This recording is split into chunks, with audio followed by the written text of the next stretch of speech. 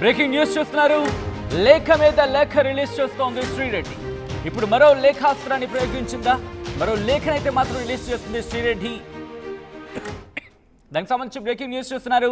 YCP అధినేత జగన్ కు లేఖ రాసింది శ్రీరెడ్డి. మీతో ఫోటో తీసుకునే అదృష్టం కూడా దక్కలేదు. నా వల్లే పార్టీకి చెడ్డ పేరు వచ్చింది.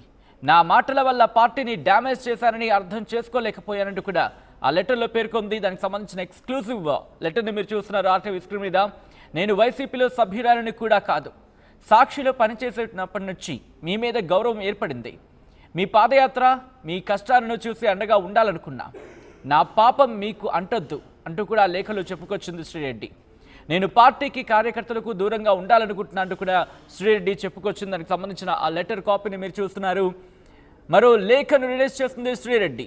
గత కొద్ది రోజుల క్రితం ఒక వీడియో రిలీజ్ చేస్తుంది. ఆ వీడియోలో ఇటు డిప్యూటీ సీఎం పవన్ కళ్యాణ్కి, అలాగే మంత్రి నారా లోకేష్కి, హోంమంత్రి అనితకు సారీ చెబుతూ ఆ వీడియోలో చెప్పుకొచ్చింది. ఆ తర్వాత మరొక లేఖను కొద్దిసేపటి క్రితం రిలీజ్ చేస్తుంది. ఇప్పుడు మరొక లేఖను రిలీజ్ చేస్తుంది శ్రీరెడ్డి. ఇప్పుడు ఈ లేఖలో వైసీపీ అధినేత జగన్కు సంబంధించి ప్రస్తావించింది. వైసీపీ అధినేత జగన్కు లేఖ రాసింది శ్రీరెడ్డి.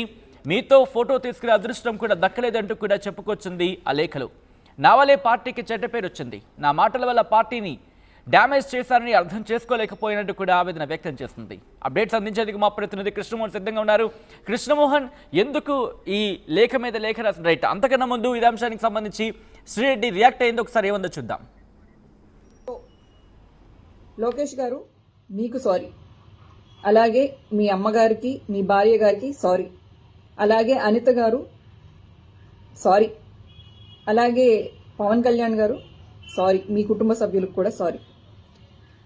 నా కుటుంబాన్ని దృష్టిలో పెట్టుకుని, అలాగే నాకు భవిష్యత్ ఏమీ లేదనుకోండి, నేనేం పెళ్లి పెటాకులు ఇవన్నీ అని అనుకోవట్లేదు. నా వలన నా ఫ్యామిలీకి ఇబ్బంది రాకూడదని చెప్పేసి, అలాగే ఇక నుంచి నా సోషల్ మీడియాలో మీ కుటుంబ సభ్యుల గురించి కానీ ఆ విధంగా ఏ విధమైన తప్పుడుగా రాదు అని చెప్పేసి నేను మీకు హామీ ఇస్తున్నాను. ఈ యుద్ధాన్ని కార్యకర్తలకి మీకు కాకుండా లీడర్స్కి మధ్యలో జరగాలని నేను ఒక సలహా ఇస్తూ, కార్యకర్తల్ని ప్లీజ్ దయచేసి వదిలిపెట్టండి. నేను విజ్ఞప్తి. రైట్, అది గతంలో శ్రీరెడ్డి చేసిన వ్యాఖ్య. దాంతోపాటు కొద్దిసేపటి క్రితం ఒక లెటర్ని రిలీజ్ చేస్తుంది. ఇప్పుడు మరొక లెటర్ని రిలీజ్ చేస్తుంది. ఈ లెటర్ రిలీజ్ వెనకాల అర్థం ఏంటి? మరి ముఖ్యంగా గత కొద్ది రోజులుగా నిన్న మీరు కనుక గమనిస్తే ఇటు తూర్పుగోదావరి జిల్లాలోను, విశాఖలోను శ్రీరెడ్డి మీద కంప్లైంట్స్ ఫైల్ అయ్యాయి. తనని అరెస్టు చేయొచ్చు అంటూ కూడా ప్రచారం జరుగుతుంది. ఈ నేపథ్యంలో ఈ లెటర్లు ఎందుకు రాస్తుంది? లెటర్లు రాయడం వెనకాల అర్థం ఏంటి తెలుసుకునే ప్రయత్నం చేద్దాం. మా ప్రతినిధి కృష్ణమోహన్ అప్డేట్స్ అందించేందుకు సిద్ధంగా ఉన్నారు. కృష్ణమోహన్, బ్యాక్ టు బ్యాక్ లెటర్స్ని రిలీజ్ చేస్తోంది, బ్యాక్ టు బ్యాక్ వీడియోస్ని రిలీజ్ చేస్తోంది. ఏం జరుగుతోంది? శ్రీరెడ్డి విషయంలో అరెస్టు జరుగుతున్నట్టు ప్రచారం జరుగుతోంది.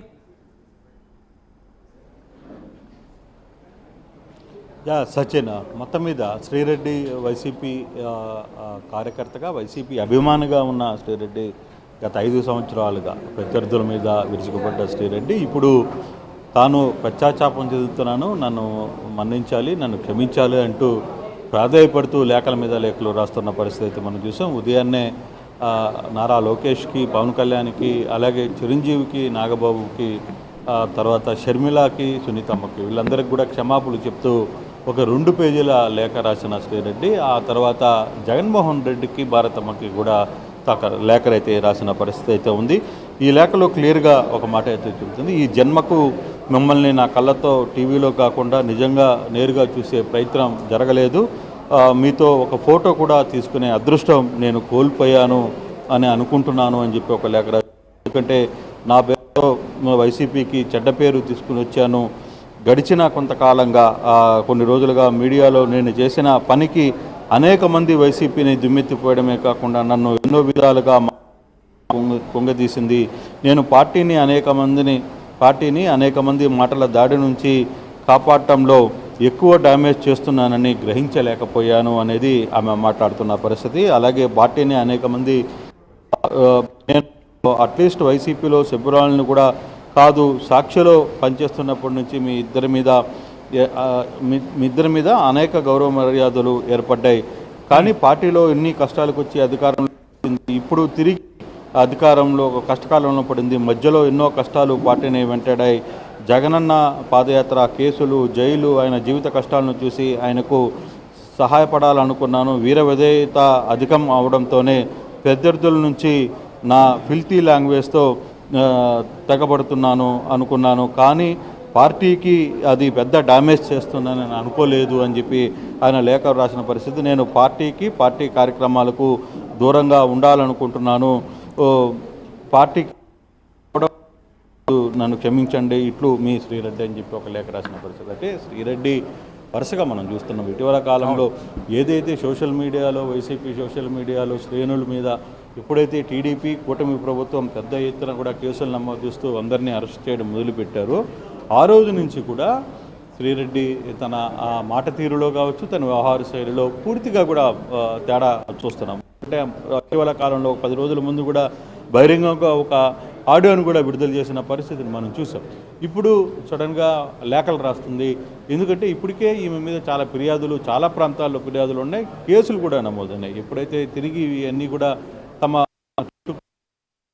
పరిస్థితి ఉన్న నేపథ్యంలోనే ఆమె ఈ డౌన్ లాంగ్వేజ్తో అలాగే టోన్ అంతా కూడా తగ్గించుకొని మరి రిక్వెస్ట్ మూడ్లోకి వెళ్ళిపోయింది అనేది చెప్తున్నారు. అయితే టీడీపీ కార్యకర్తలు మాత్రం వ్యవహారంలో శ్రీరెడ్డిని వదిలే ప్రసక్తి ఉండదు, ఎటువంటి పరిస్థితుల్లో మేమైతే కేసులు వేస్తాం, ప్రభుత్వం దీన్ని సీరియస్గా తీసుకుంటుంది అని చెప్పి చెప్తున్న పరిస్థితి. చూడాలి సచిన్, మరి శ్రీరెడ్డిని మిగతా సోషల్ మీడియా యాక్టివిటీలు ఇప్పుడు పోలీసులు ఏ విధంగా అదుపులో తీసుకుంటున్నారో ఆ విధంగా తీసుకునే ప్రయత్నం చేస్తారా, లేదు ఒక మహిళ కాబట్టి, మహిళగా ఇన్నిసార్లు ఆమె రిక్వెస్ట్ చేసింది కాబట్టి ఆమెని వదిలిపెట్టే ప్రయత్నం చేస్తారా అనేది వేచి చూడాల్సిన పరిస్థితి అయితే ఉంది సచిన్.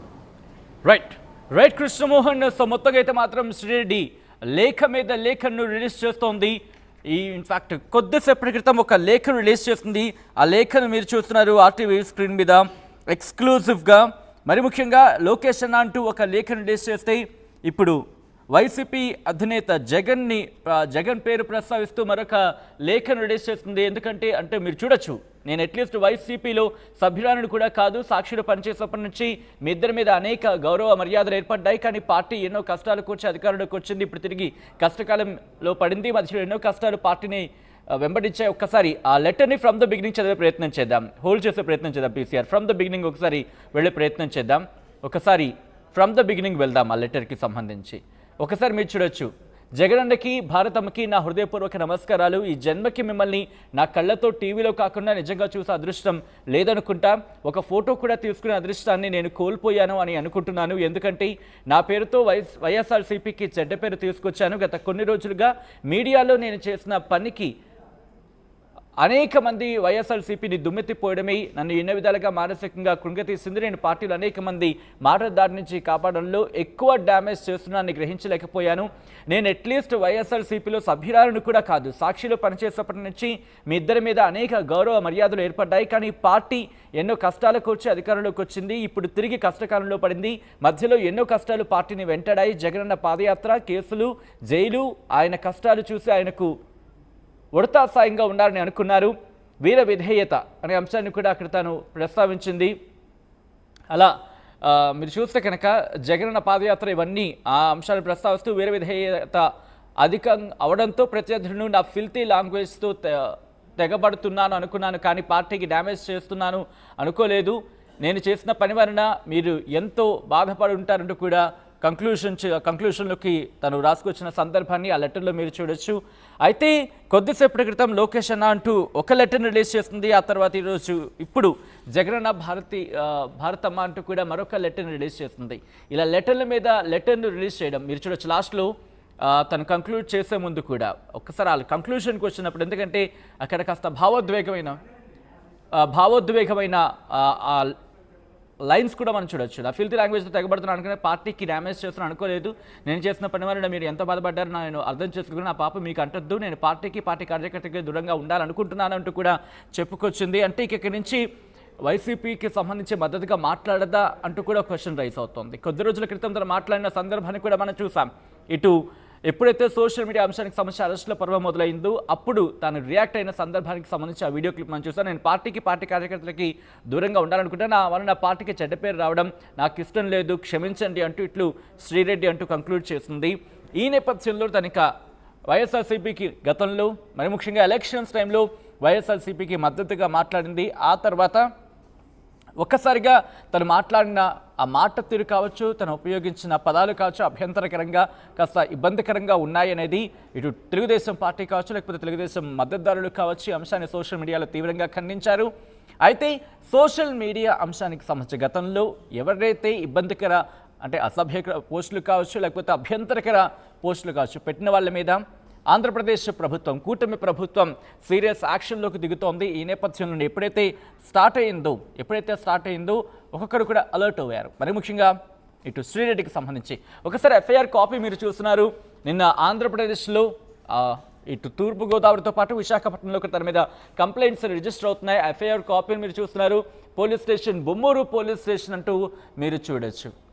ఆ ఎఫ్ఐఆర్ కాపీని మీరు ఆర్టీవీ స్క్రీన్ మీద ఎక్స్క్లూజివ్గా చూస్తున్నారు. నిన్నటి నుంచి కూడా ఇన్ఫ్యాక్ట్ గత కొద్ది రోజుల నుంచి సోషల్ మీడియా వ్యక్తుల మీద సోషల్ మీడియాలో అసభ్యకర పోస్టులు కావచ్చు అభ్యంతరకర పోస్టులు పెడుతున్న వాళ్ళ మీద సీరియస్ యాక్షన్లోకి దిగింది ఆంధ్రప్రదేశ్ ప్రభుత్వం. ఎంతటి యాక్షన్ ఆఫ్ ప్లాన్లోకి దిగిందో అర్థం చేసుకోవచ్చు. పక్క వర్ర రవీంద్రారెడ్డి, ఆయనతో పాటు ఇంటి రవికిరణ్, సజ్జల భార్గవ్ రెడ్డి ఇలా వీళ్ళందరి మీద కూడా యాక్షన్ తీసుకుంటోంది.